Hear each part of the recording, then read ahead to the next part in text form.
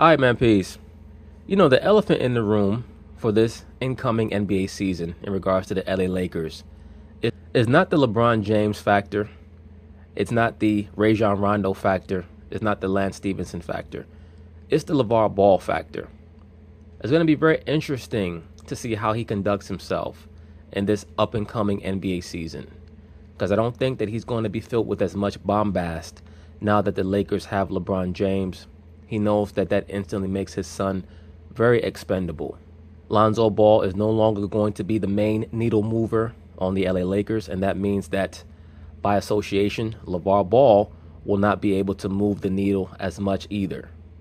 So anytime he makes a statement, especially one that can be deemed as controversial, it's going to be associated with far more negativity than it was last year when there were certain factions who would associate or affiliate LeVar Ball with humor or something lighthearted.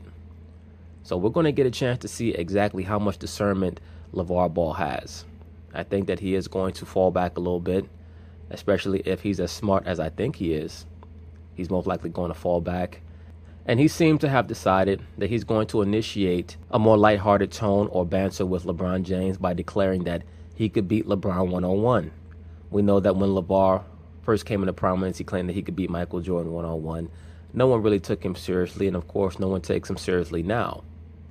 But I think that this is LeVar Ball's way of issuing a semi-mea culpa for some of the statements that he made in regards to his estimation of what LeBron James' son Bronny could become in the NBA, in contrast and comparison to his father LeBron. And LeVar succinctly and accurately stated that there has never been an all-time great athlete in any sport who had a son that was as great or greater than him. And of course, LeBron took offense to it. It's understandable why LeBron would take offense to it. Number one, that's his son. Number two, LeBron is very emotional. But what LeVar stated was correct. And I think, once again, that LeVar, by stating that he could beat LeBron one-on-one right before this up-and-coming LA Lakers season, is his way of trying to ingratiate himself with LeBron. It's his way of trying to put forth a bit of a mea culpa. And I expect LeVar to ratchet up a lot of the banter between him and LeBron, especially if LeBron is kind enough to reciprocate. So we'll see what happens. Of course, they're going to talk about it, and I'm going to chime in. Staying with the Lakers, we've been here before. LeVar Ball making outlandish claims. In a recent interview with Fanatics View, Ball said he would have been able to beat LeBron because the four-time NBA MVP is, quote, too weak. We get it. This is all just kind of silly, but grabs headlines anyways for whatever the reason may be. So will stuff like this be a problem for the Lakers this coming season? Stuff like this, to just add fuel to the fire, will be problems for Luke Walton. I don't think that it's going to be a problem for Luke Walton. I think that Luke Walton is intelligent enough to know that he has far bigger problems this season than LeVar Ball. Rajon Rondo, Lance Stevenson are going to be bigger problems for him in the locker room than LeVar Ball would be. I do think that the LeVar Ball factor is something that we're going to have to watch out for, because I would not put it past LeVar to possibly throw a little bit of frosting, a little bit of barbecue sauce on top of Luke Walton if he sees that they're about to throw Luke Walton in the oven and cook his ass.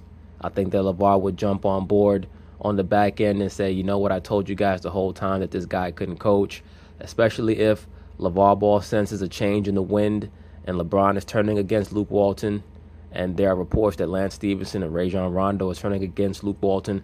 I could certainly see a LeVar Ball putting out some type of interview with Chris Cuomo saying, I've said it the whole time, Luke Walton has to go. That's what Luke would have to watch out for. But overall, if Luke stays on his P's and Q's, he should not have to worry about LeVar, because LeVar is smart enough to know he better stay in his place, because if he doesn't, they will trade Lonzo so quick, LeVar won't even know what the hell happened. When I say stuff like this, let me say this. This is not, okay? Watch the clip. This is good, fun trash talking at a higher quality than Ryan Hollins ever dreamed of. It's the kind of trash talking that you and I engage on most of the time. And look, LeVar and I could teach you something about trash talking. Truth is, we should put cameras on that. You are because kind it would go worse for with you the than stuff that you say. Well, you see insult, I see compliment.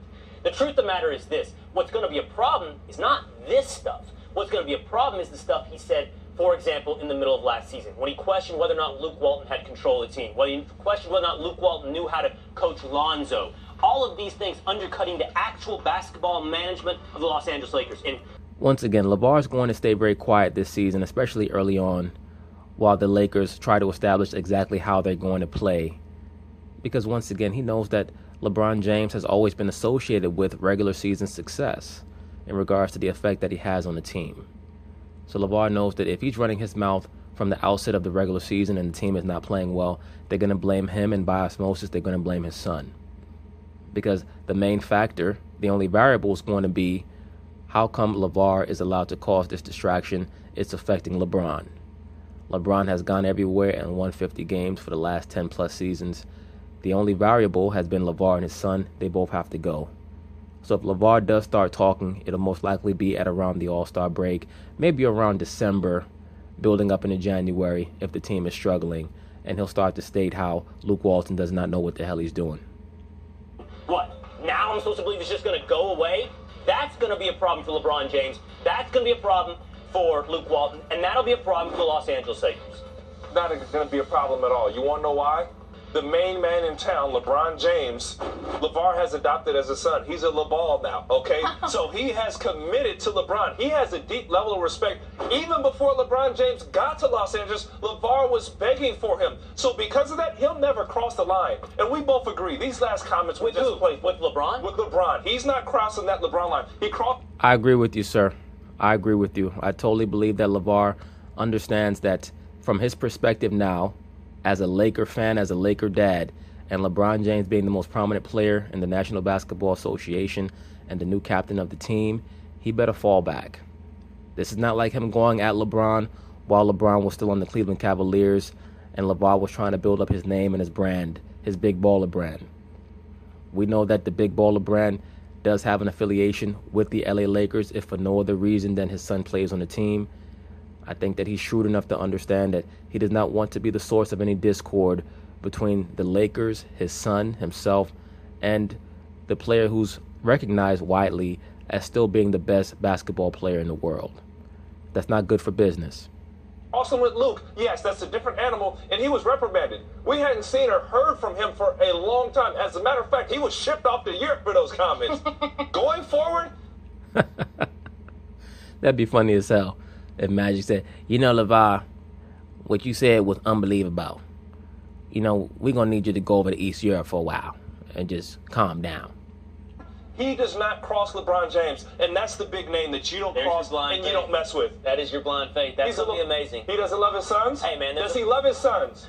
So now you're yes arguing. Or no? Does he love his son? I'm asking you. So LeBron's his son? Yes, that's how he sees him. He's adopted him. He's a LeBall. LeBall James. LeBall James. All right. Didn't he criticize LeBron's son? Didn't he do that in the past? No. Didn't he? No, don't go stir. Well, one could say that he did criticize LeBron James' son, but I think that he just made a very accurate appraisal based off of precedent because the media was making such a big deal about Bronny's performances in the AAU circuit. Basically, LeVar Ball felt compelled to speak on the potential of Bronny to ascend to the heights of his dad.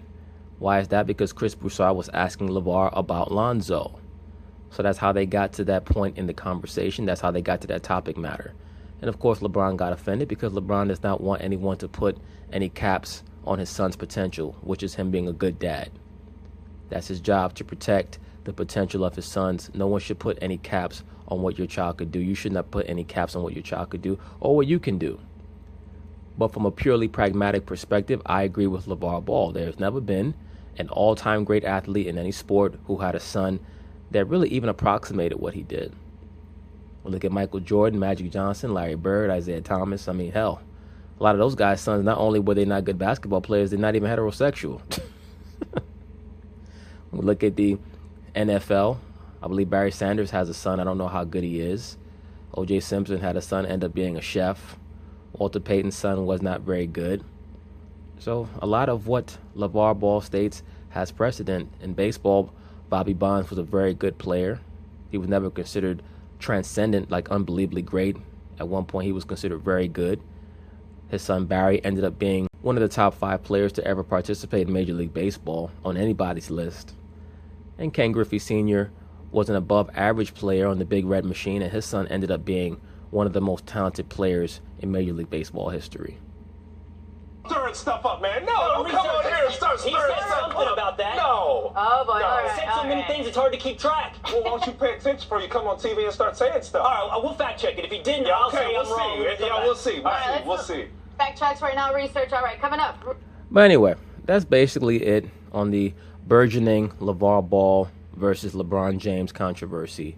I think that LeVar understands as a businessman that things have changed. He has to recalibrate his attack and his strategy. He must make sure that he and LeBron James appear to be copacetic, if for no other reason, for the sake of his own son, Lonzo, and the potential that he has to maintain on that roster. He does not want his son to be traded.